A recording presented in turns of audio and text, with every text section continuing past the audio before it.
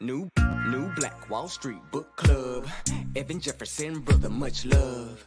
Educating, elevating, because in knowledge is the power and we'll never give it up. Literature's for the masses. Where to put your money down, now how to watch your assets. Yeah, uplifting others is a passion. My brother Evan, he will turn it into action. New Black Wall Street Book Club. You should come read with us. Yeah, we comprehend and discuss. If we all just come together, there's no limit for us.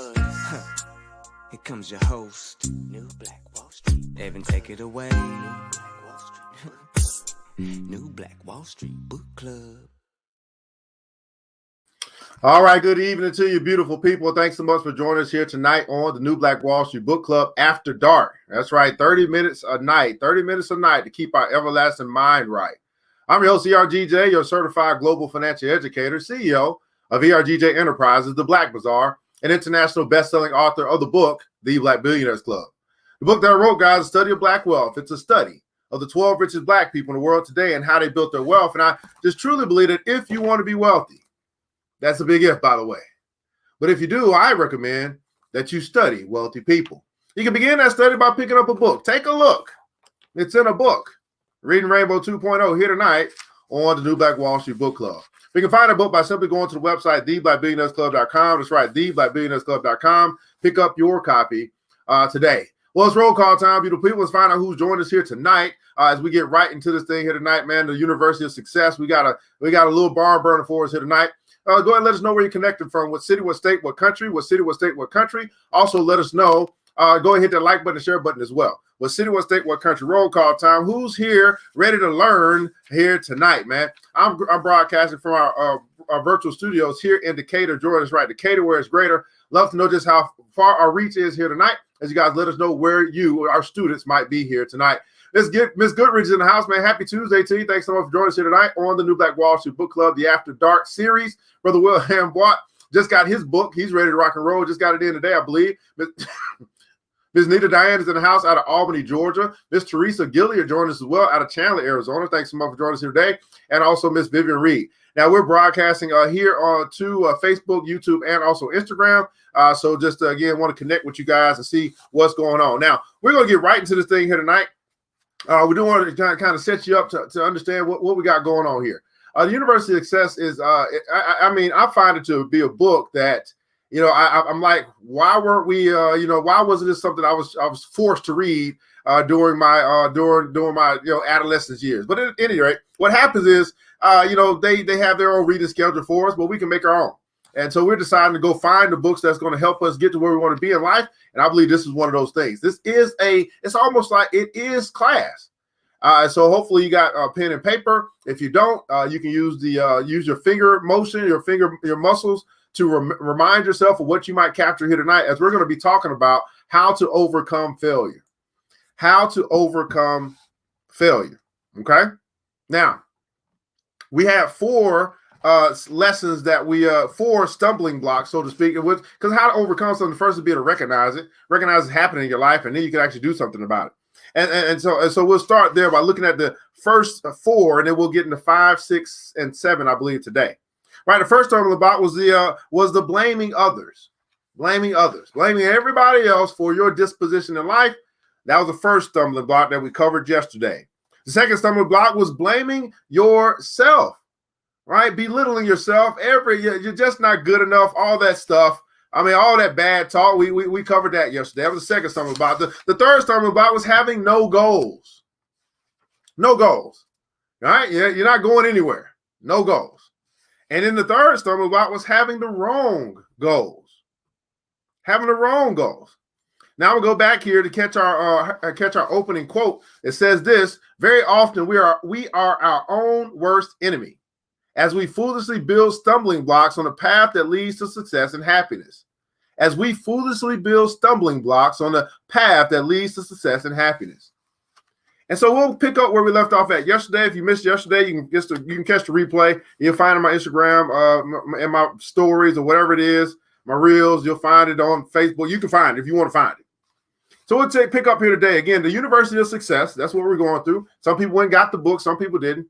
Right? University of Success. You see how thick it is too, by the way. I mean, it's going to be 12, 13 weeks of learning. right here. So the fifth stumbling block. The fifth stumbling block is the shortcut. The shortcut. New Black Wall Street Book Club. Let's read. Out at Forest Hills last week reported the late sports columnist Arch Wood's 16-year-old Maureen Connolly had just defeated Doris Hart in the semifinals of the women's national singles. Her opponent, according to expert testimony, had never played better. But the Wimbledon champion and tournament favorite had been no match for the teenage Californian, and she went out in straight sets. Mary Hardwick Hare, former British champion and Whiteman Cup veteran, rushed to the dining room to congratulate Miss Connolly. "Mary," said Maureen, "if you can be ready in 30 minutes, I'd like to practice." They worked for more than an hour. The next day, Maureen won the national championship. Most of us could profit, Ward commented, by rereading the story of the San Diego Miss who, in the hour of her greatest triumph, said, "I'd like to practice. I'd like to practice." Everybody put a console practice. An electric current will follow the line of least resistance, but a bulb glows precisely because there is resistance. Many of us instinctively choose the shortest, easiest, quickest way to success, only to discover that the success was illusory, that the bulb did not glow. Many of us instinctively choose the quickest, shortest, easiest way to success, only to discover that the success was illusory. The bulb did not glow.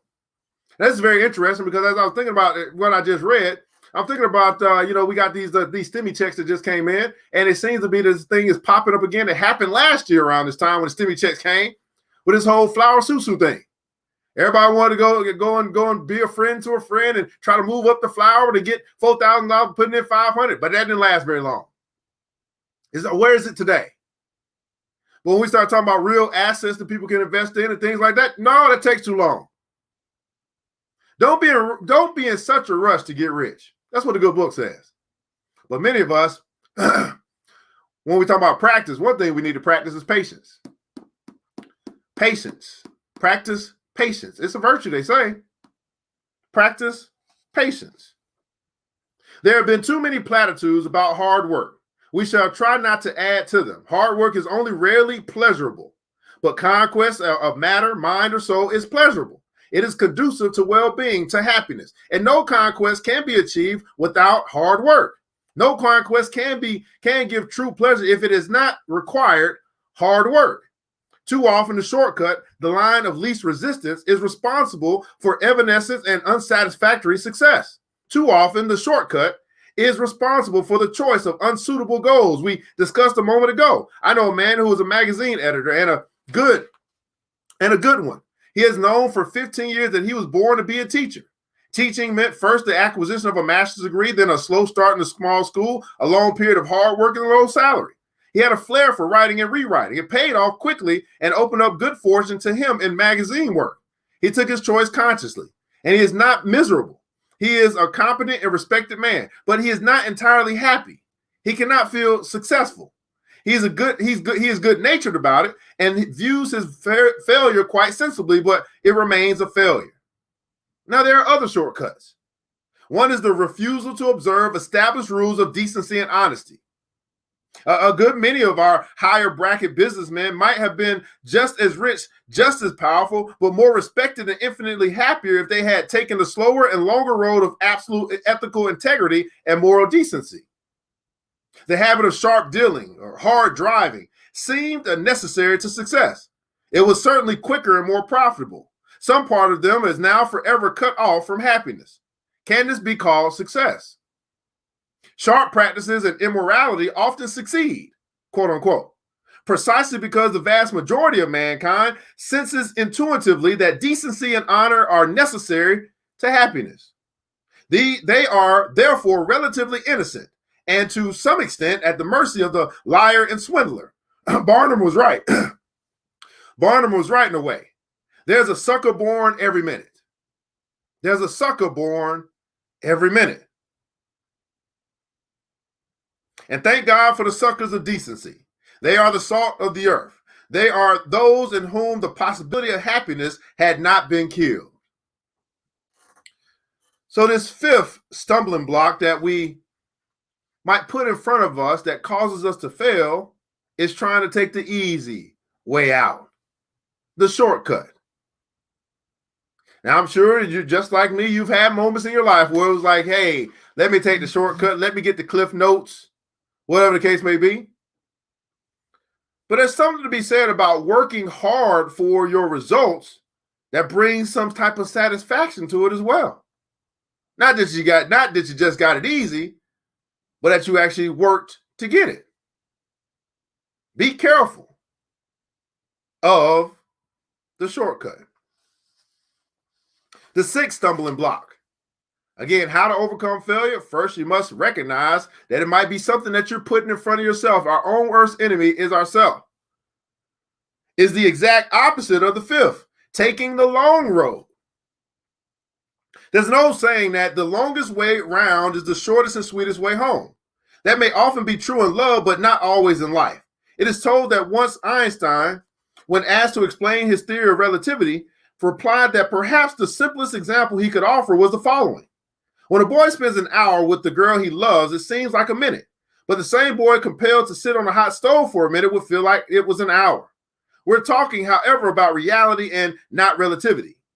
The ancient biblical commentators, in explaining why God did not lead the children of Israel to the promised land via the shortest straight route up through the land of the Philistines, requiring only an 11-day jaunt, but instead led them over a long circuitous route through the wilderness for 40 years, said that it was in order that the slavery-conditioned people might gradually prepare themselves for the wise use and enjoyment of freedom. But we learned that the entire adult generation that left Egypt, died in that wilderness. They took so long in getting to the promised land that they never got there. Oh, Lord. They took so long in getting to the promised land that they never got there. Is it possible that maybe you're not taking a shortcut, but maybe you're taking a long route? Maybe you're taking the long route. Now, some of us haven't got started. I would hate to see you and I be in a position for all these years that we live here on this earth to take so long to get to our ultimate destination, wherever that might be, that we don't get there because it took so long. I mean, how sad is that? Let me read this again. But we learned that the entire adult generation that left Egypt died in that wilderness. It took so long in getting to the promised land that they never got there. Now I want you to think about your promised land. What is the promised land for you? What's that, I don't know, that big audacious goal? What's the thing that you really, really want to do? You want to leave your mark here on the earth, right? Everybody put down, so leave your mark. You want to leave your mark here on the earth. You want people to know that you were here. What's that for you? What's the mark that you want to leave here on the earth? This is your promised land. This is where you're going. This is where you eventually will end up. Building something, doing something, leaving your mark here on the earth. What's the promised land for you? What's your big audacious goal? And here's a better question. As you consider that, how long is it going to take you to get there? How long is it going to take you to get there? How long is it going to take you? How long is it going to take me to build the school? How long is it going to take you to build the hospital? I don't know. How long is it going to take you to build that dream home? How long is it going to take you to get to the promised land? Now, notice this. The Philistines, it was only an 11-day journey, but it took them 40 years. Is it possible that you're taking a long route when it really only takes 11 days to get there? Now, I would submit that many of us, we might be taking a long route simply because we have not accepted changing the way that we think, so therefore we can change the way that we act and speak and all that good stuff. Our mind is keeping us back. Our mind is making it take so long because of how we think, because we don't believe. There's no faith. We believe. See, here's what I found. When you have such a big goal, big dream, it's big. it feels so big that you might feel like you can never accomplish it. And I was reading a book called The Alchemist. In The Alchemist, there was a brother who said he always wanted to go to Mecca. When the opportunity came for him to go to Mecca, go to the promised land, you know what he said? I don't want to go. And then the brother said, well, why you don't want to go? He said, because I want my dream to remain a dream. That's the long road. If I go fulfill my dream, then what? It's almost like, what else do I have to dream about? Well, you get a new dream. Everybody put in console a new dream. Is it possible that you're taking a long route to the promised land because in essence, you kind of want your dream to remain a dream? Whew. From time to time, I officiate at the last rites of a man in his 50s to early 60s who had suddenly died, just as he was making plans to use his hard-earned wealth and his remaining years in the doing and enjoying of all the things of which he dreamed he would when he first started to carve out his career. With tears in his eyes, the family tell me of a long, difficult road of toil and trouble, of struggle and sacrifice. He has traveled to achieve his great success, and how their hearts ache when they realize at this very time, when he could have taken it easy and lived it up, he was taken away. What a pity, they cry. And I think, what a pity he hadn't stopped on the road sooner, hadn't been satisfied with less material success and fulfilled himself earlier. The longest way round is not always the shortest way home. Too often it is, if you wait or travel too long, you never reach home.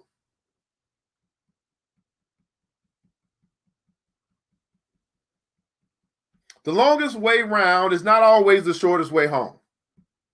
Too often, if you wait or travel too long, you never reach home. If you wait. Now, we had this come up the other day. Great question to ask right now.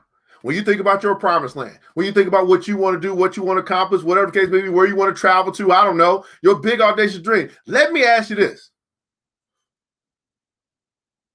What are you waiting for? Who are you waiting on? This is your dream. You're waiting on somebody else to tell you that it's okay for you to go? It's your dream. You're waiting on the right time, whatever the right time will never be right time. What are you waiting on? Who are you waiting for? It's your dream. It's what you want to do. Don't be in a position where you wait or travel too long that you never reach home. Then we can say this, what a pity. I mean, Nicole was, she was talented. She had so much potential, so much promise. I mean, QT nails that she could do it. She was doing that thing, but she never reached home. I mean, Miss Felicia Gardner, with everything that she got in her, all the talent and gifts that she's been given, Miss Goodrich, she coming around the mountain, Miss Vivian Reed, I mean, what is stop? I mean, but she never reached home. She never reached home. What a pity. What are you waiting on? Who are you waiting for? It's your dream. It's your dream. The seventh stumbling block. The seventh stumbling block. Uh-oh. Here's the seventh stumbling block that we begin to recognize as we get to overcome failure in our life. The seventh stumbling block is neglecting little things. So we might say that the small stuff doesn't matter, but I would say it's normally the small stuff that matters the most. Neglecting. Neglect. When you neglect the little things. An anecdote about President McKinley, the story is possibly apocryphal, but perfectly relevant, illustrates the point. He was in a dilemma. He had to choose one or two equally capable men for a high diplomatic post. Both were old friends. He reminisced and recollected an incident that helped him to make his decision. One stormy night, McKinley had boarded a streetcar and taken the last available seat toward the rear when an old washerwoman climbed aboard with a heavy basket of clothes. She stood in the aisle. Despite her age and forlorn appearance, no one offered her a seat. One of McKinley's two candidates, the then much younger, was seated near her. He was immersed in the newspaper and took care to remain immersed in it so that he could ignore the old woman. McKinley went down the aisle, picked up the basket, and led the woman to his seat. The man never looked up, never knew what had happened, nor did he ever know that this act of minor selfishness later deprived him of an embassy, the crown of his ambition. There are hundreds of stories stressing the importance of the little things. Everybody put in console the little things. There are hundreds of stories to report the importance of the little things. A door left unopened, a document unsigned, a few live coals left upon a hearth, Edison losing a patent because of a misplaced decimal point. Vital battles have been lost for the want of a nail. We grow sentimental over songs that tells us it's the little things that count, but we go right on disregarding the little things. I would venture to say this as we talk about getting to the promised land. We're talking about you getting home, you getting to your destination, that you're making the biggest impact that you can make here on this world. I would venture to say you're probably not making as much progress as you would like to make because you neglect the little things. Now, the little things are probably the stuff that you really don't want to do. It's the little tedious stuff. It's not in your lane. It's like, this got to get done. I don't really want to do it. Either am I going to do it? I'm going to put it off till tomorrow. Or I do it, but I'm not really into it. I'm really distracted. We got all the stuff that's keeping us distracted, all our phones and all the stuff right there. So I mess up the document. And here's what normally happens. When we mess up, we start blaming other people. Oh man, dang. We start blaming other people for our mess ups, for our neglect. I can't believe, right? How many guys, I mean, it's like one of those things, right? Where we're supposed to be somewhere, right? But we didn't really prepare that car key to put that somewhere that we knew it was going to be at. But you're in such a rush. Next thing you know, you can't find your keys. And you put the keys where you normally put them. And then you don't remember where you put them. But you can't get to where you need to go because you ain't got the keys. You're neglecting the little things. Neglecting the little things. At a prayer meeting in an old country church, a pious member was overheard imploring fervently, "Use me, O Lord, use me." But in an executive capacity. Big ideas, big money, big events, big shots. We feel we want to be in and around them. Little things, so-called, are for little people, so-called.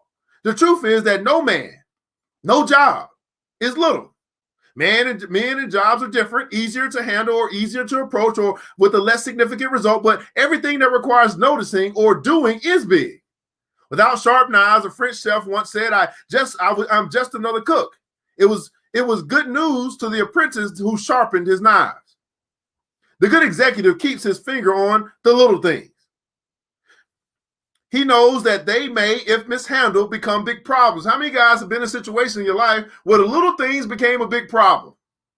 What about that leak that's taking place for the faucet or something like that, or is a leak in the house somewhere down in the basement? It's the little thing. It's a little leak right now.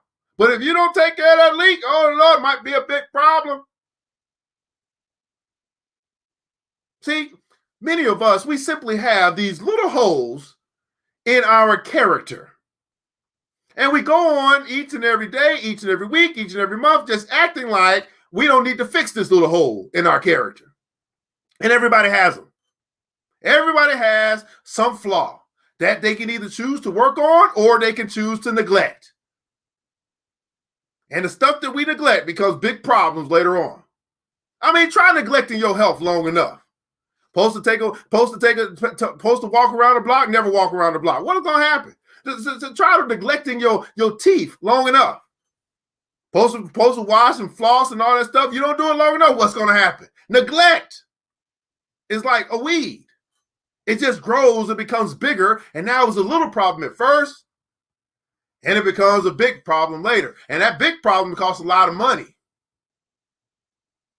Now, I could have stopped it with $50. $50, man, come check this thing out. Put the little cap on, whatever the case may be, we good to go. I did not take care of the $50 problem. It became a $500 problem. The little things.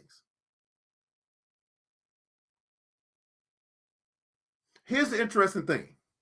Even when I bring this up, the little things, there are some things that are running in your head right now. You're like, man, I'm supposed to take care of that. You know what the little things are? The little things are the things you keep procrastinating about. You know you should do it, and it still ain't got done yet. I'll do it tomorrow. I'll do it tomorrow. I'll do it tomorrow. That's the little things. What is it that you keep procrastinating on? You know you should do it. You know if you get it done, it's going to get you closer to where you want to be. But for some strange reason, you never make time to do it. What's that for you? What is the little thing that you keep putting off? You neglect it. And that throws up in the form of procrastination. And that little thing, if you neglect it long enough, can become a big problem. What's that for you? See, we get to a space of honesty here. So you know what? I keep putting this off, man. But you know what? If I put this out in front of in the universe, now I'm going to be held accountable, and I got to get that thing done tonight, or I got to get that thing done tomorrow, whatever the case may be, because it might be something you can't do tonight. I don't know. What's the little thing that you keep putting off? You say you want to have success. You say you want to be a millionaire. You say you want to build your dream. You say you want to have your own business. All these reasons for procrastination, when if you just take care of it, you ain't got to think about it no more. It's done. Once it's done, I ain't got to think about it. Once it's done, it's no longer in my membrane. It's done. The little things. Miss Vivian Reed said, man, I'm finishing my book. You know how long? Right? This is good. I'm glad you're being honest. You know how long? You know how long we've been waiting on Miss Vivian Reed to finish her book? You know how long? You know how long it's been? I can't even, it's been years. Putting it on. I'll get to it. I got to think, and I got all these reasons to keep putting it off. Right? Brother Wilhelm said that green card. He know he going to need that green card. He know he need it. We're being able to travel, do whatever he need to do, whatever case may be. He know he need it. Why you keep putting it off? We don't know. We do that. But at least he recognizes, man, you know what? I'm be honest. I got to get this done.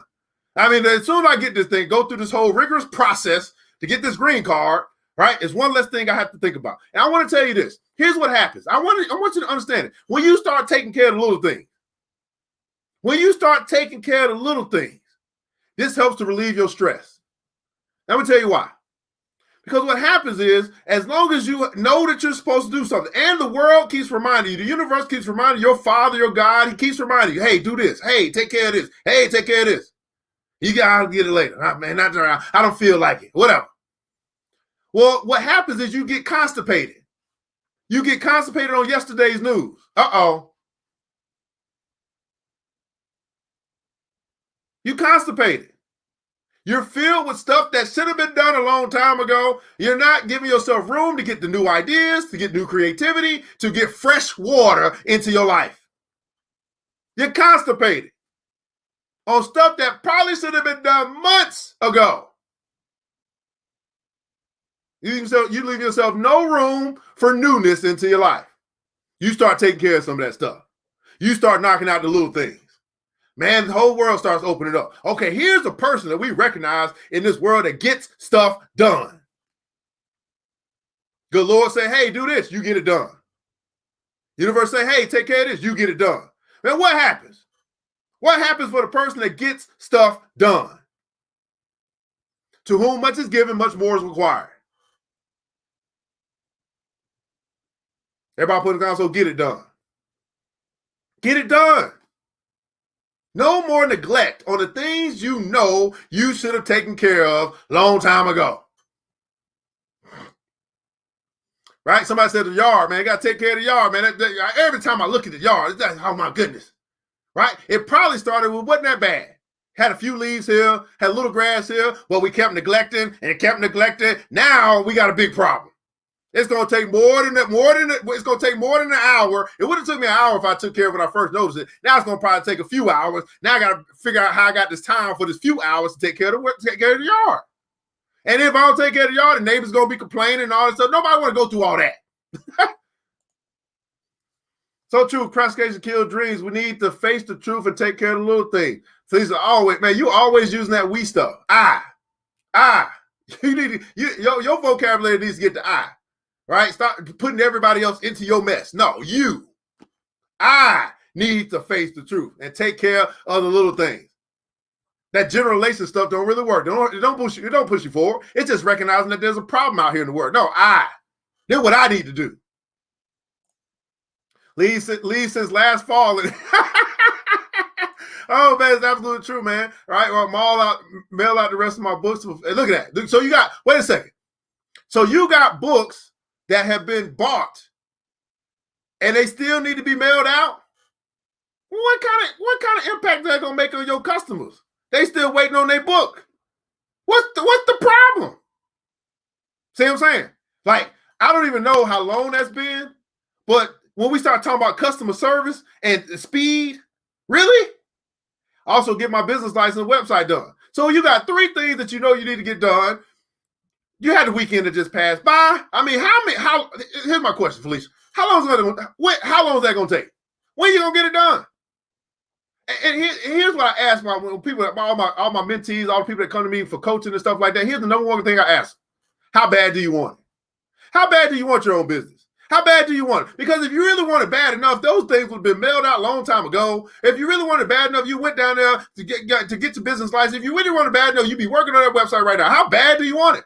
Now, here's the thing. Whenever I ask that question, people say, I want it bad. I say, well, how come I don't see it in your actions? How come I don't see it in your actions? It's easy to say you want it bad. It's easy to feel like you want it bad. But the rubber meets the road when I see it in your actions. Y'all know what it looks like. You've seen somebody who wanted something so bad, you can see it. You like, that person is on a mission. That person is going somewhere. I mean, just get out of their way because they on their way somewhere. Will we say the same thing about you? When we look at how you operate throughout the day, will we say that person is going somewhere?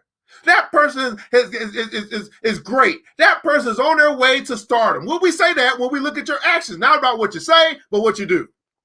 And how intensely you do it. How bad do you want it? Is it a burning desire that, you know what, I'm going to take it? You know what my day looks like? You know, the day I was not feeling good. I'm still kind of just recovering. But you know what? I'm here. I'm here right now. Because this is one of the little things that I need to do. Got somebody hit me up, say, hey, can you send me this invoice? I'm like laying in the bed like, oh, man, I really want to move. I got up. I sent the email. That was $100. Boom. Did I want to do it? No. Did I do it? Yes, I got it done. Why? I take care of the little things. How bad do you want it?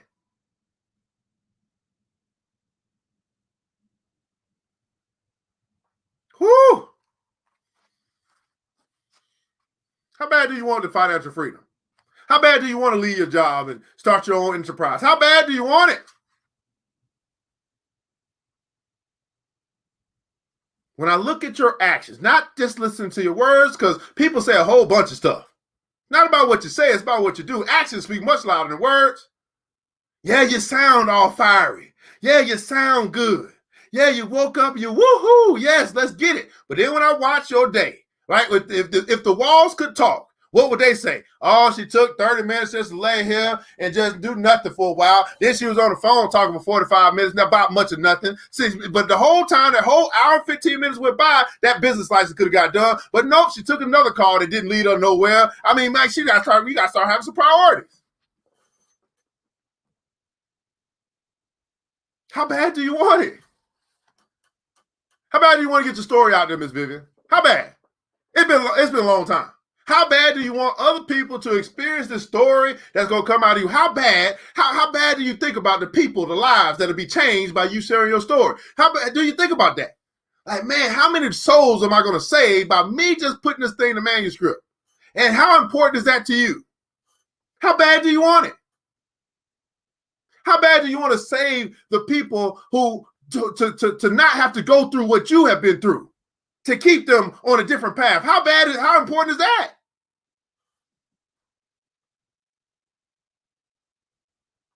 Brother Wilhelm said, you know what? I want it so bad, I've changed my habits. Brother Wilhelm said earlier today, he said, you know what? Before I got connected with ERGJ and the Black Billionaires Club, I would spend every dime I have. In just a month, he said, in just a month, a little tweak here, a little change there. A month later, he's got over $3,000 in his investment account. Went from spending everything he got to 30 days later having over $3,000 in his account. That's the sign of somebody that wants something pretty damn bad. So much so that he was willing to change and take care of the little things. Everybody put in console, be willing to change. So much so that he was willing to change so he could begin to move towards getting whatever it is that he wants. So you can look at that. You say, okay, that's a serious student. Not just talking it. Not just sounding good when they come on Facebook. No. No. Getting it done.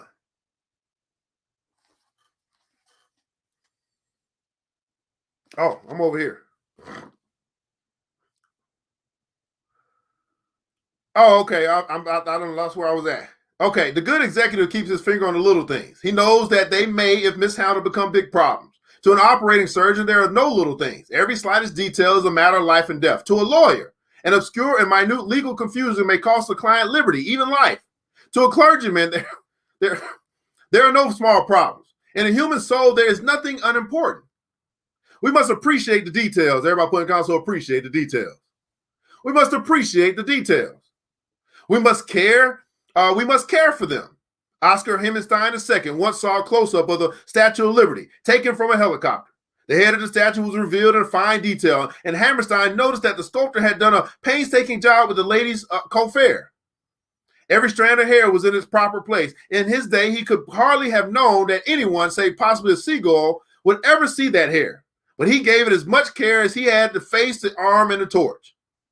And the New Testament tells the parable of a nobleman who, finding that a servant had handled a small assignment with unusual success, said to him, "Well done, thou good servant, because thou hast found faithful in a very little, have thou authority over 10 cities." Are you managing or taking care of the little things? And then you begin to see, just for example, you got a job or something like that. You're taking care of all the little stuff.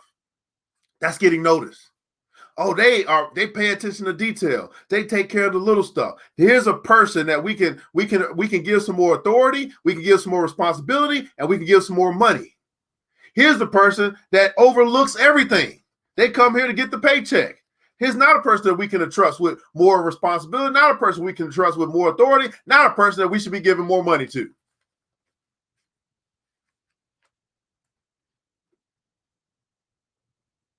Appreciate the details and take care of them. Appreciate the details and take care of them. Stumbling block number 5, the shortcut. Stumbling block number 6, taking the long road. And shortcut number 7, neglecting the little things. How do you overcome failure? You notice the failures that you're putting in front of your own life. And then you take care of it. This is New Black Wall Street Book Club After Dark.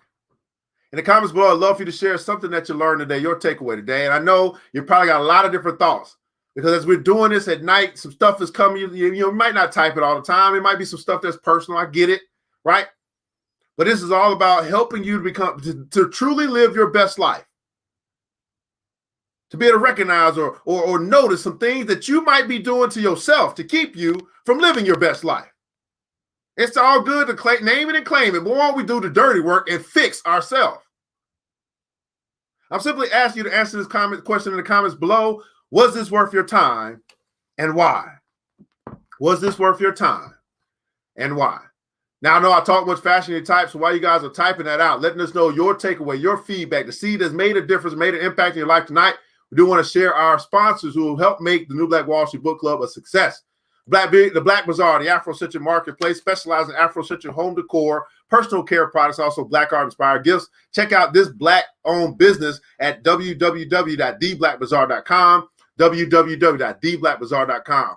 Blackberry Charisma, Black woman-owned business who believe that we're doing a good thing here and want to put our money where our mouth is. Well, Blackberry Charisma is specialized in custom creations, right, to be able to help you with your branding and marketing. Also has a pretty dope lineup of lingerie. Check her out at www.blackberrycharisma.com, www.blackberrycharisma.com. 5-Factor Consulting. Be it another black-owned business, black woman-owned business who says, you know what, you're doing a good thing here. We're going to put our money where our mouth is so we can help make the New Black Wall Street Book Club a thing.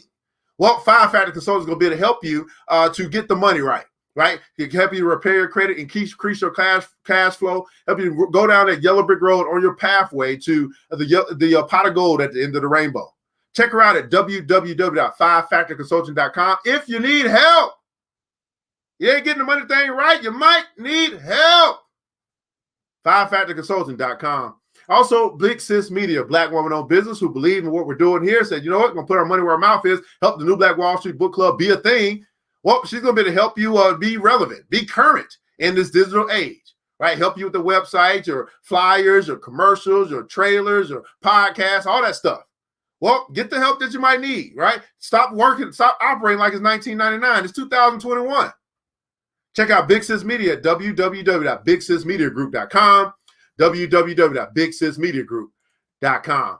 Well, let's catch up on these comments, man, on the New Black Wall Street Book Club After Dark series as we're going through the University of Success and see what you guys have taken away from today as we get this thing, man. Felicia said, I'm on it. Had to recover lost packages and replace items. Now resending them this week. Lost pack. Oh, my goodness. What's going on? Right?